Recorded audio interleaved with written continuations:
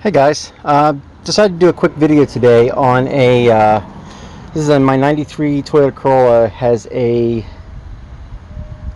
power steering fluid was making some noise, and I decided to do a fluid flush. Now I did drain it and fill it with power steering fluid. Realized it was actually supposed to be ATF, so I drained some of it out and put the ATF in, so now I have this pink looking stuff. So what I did was I took, you see down here, this is the return. That's where the low pressure fluid returns to the reservoir.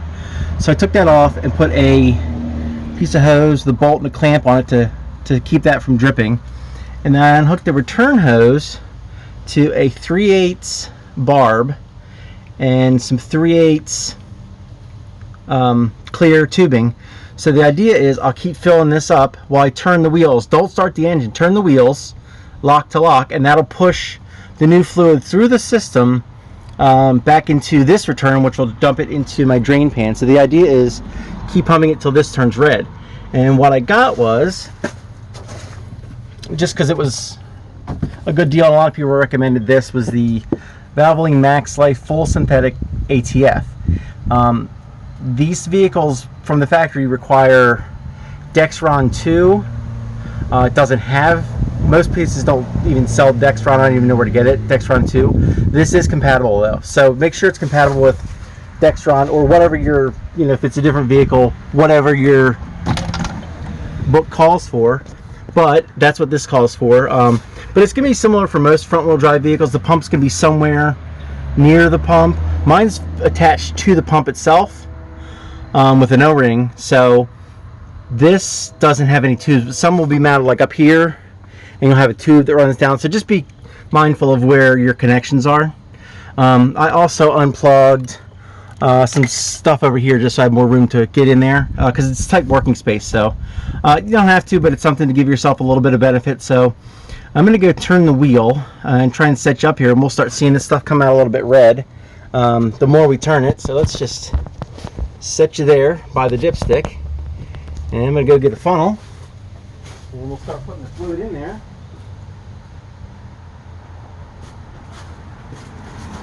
Got my Harbor Freight special funnels. I think it's like 4 of them for like $1 or something, or $1.99. So we're going to go ahead and, now I did drain the reservoir before I unhooked the return line. I have a little pump, but you can use a turkey baster or just let it run all over the ground, which I don't recommend. But we're going to go ahead and start dumping this in.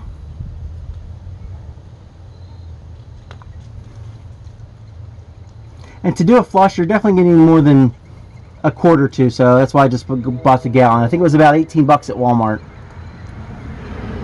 So I'm just going to fill this up, because as you're turning the wheel, it's going to suck this fluid in and push it up to the return. Now, the one thing you need to be careful of is don't let it run dry, you're going to start sucking air in, and that's bad. So watch that tube on the top of the screen, and we should see the fluid start pushing through that as I turn the wheel.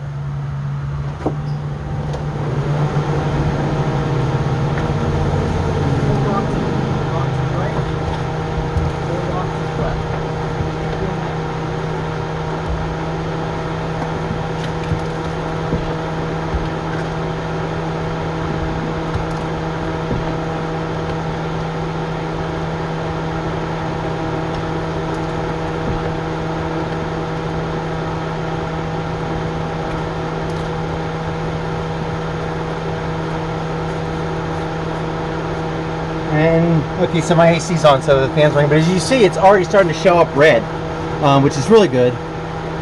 So that's good. We probably won't need a whole ton of it, but that was only 4 locks in each direction. Actually, still got plenty in the reservoir, but we're going to top it up.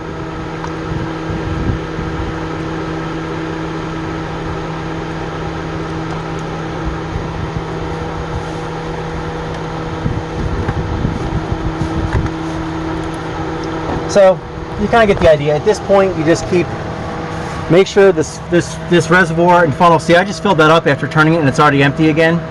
Make sure that stays full. You don't want to suck air in, because then you're going to have to push air out of the lines, and it'll run down and go into your drain pan. You see it's still got a little pinkish, so I want to keep pushing it out so all this is nice bright red, and then I'll have fresh ATF in there, and this old pump should be good for a couple more years, hopefully. And yes, my header is yellow. It wasn't meant to be. Car's orange. I had orange header paint. It turned yellow. Whatever. I might paint it black one day. Maybe we'll do a video. I'm not overly concerned about it, to be honest. But I'm gonna go ahead and finish this, and when I'm done, I'll show you everything put back together, and I'll take it for a test spin and see how it goes, and I'll report back. All right, folks, we're mostly buttoned up here. I got the return hose put back on the reservoir, so that'll pump new fluid back in there. The reservoir is somewhat full now. Once I start the engine, it's probably gonna need more. I did hook all these wires back up, because this one especially, if you don't hook it back up, it will cause your engine to stall or not run well. So that's something I forgot the first time I changed the fluid. But what I did was I loosened this bolt. This is the tensioner bolt for the power steering pump. Before I drained it, I actually loosened that and swung it forward so you have more room to the back. Because as you can see, it's kind of cramped back here, but when you swing it forward, it gives you about an extra 2 inches of room to work, which makes a huge difference. So we're pretty much good. I'm going to start the engine, let it run, turn the wheels a couple times, and then we'll probably top the fluid off and take it for a spin. A couple of things I forgot to mention the first time. First of all, when you drain into your drain pan, like this one here, doesn't have to be this one, but any oil drain pan, don't just lay the hose in it. Make sure you clamp it down, or I stopped mine and ran it through the handle, because it can come out and just dump all over your driveway. Luckily it didn't, but those kind of things do happen. So I'm going to put this away. We're going to start the car and top it off. Other thing, your wheels. Now this one you can't really see. They have to be off the ground, mostly. Well, actually it's in gear right now, so I can't turn the wheels, but the wheels have to be off the ground, so when you turn it without the engine running, you can steer it. So I'm going to section it back up here in this area, and hopefully you don't fall off the engine. There's the oil cap. So we're going to start it, and we'll see if this pump makes noise. So I'm going to start the engine here, and we'll see if the pump makes any noise. And if it does, we'll have to top it off.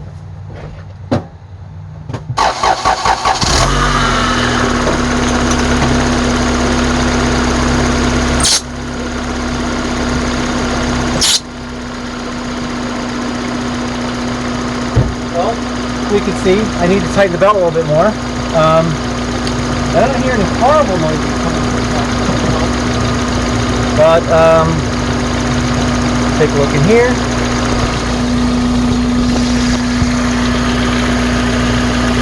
Definitely not full, but we can see the dark fluid down in there. That's good. It's red, so let's dump some more in there just to top it off. We'll try and do this one-handed. Like I said, the valve only max life is not, obviously I'm not sponsored or anything, but it's just what I had. It was a good price, and that's what everyone says to use, so we're going to spill it all over the place. Yeah, I would recommend when you do a job like this, get some put a pan or some cardboard under your car, and get some paper towels, because there will be drips and spills and all kinds of mean nasty things. Oops. It's just sucking it right in. After I spilled it all over the place, obviously.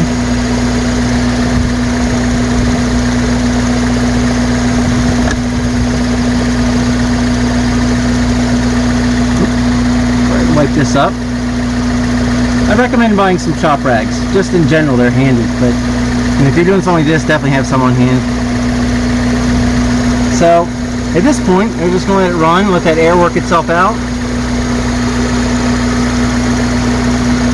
And actually, if I push the wheel,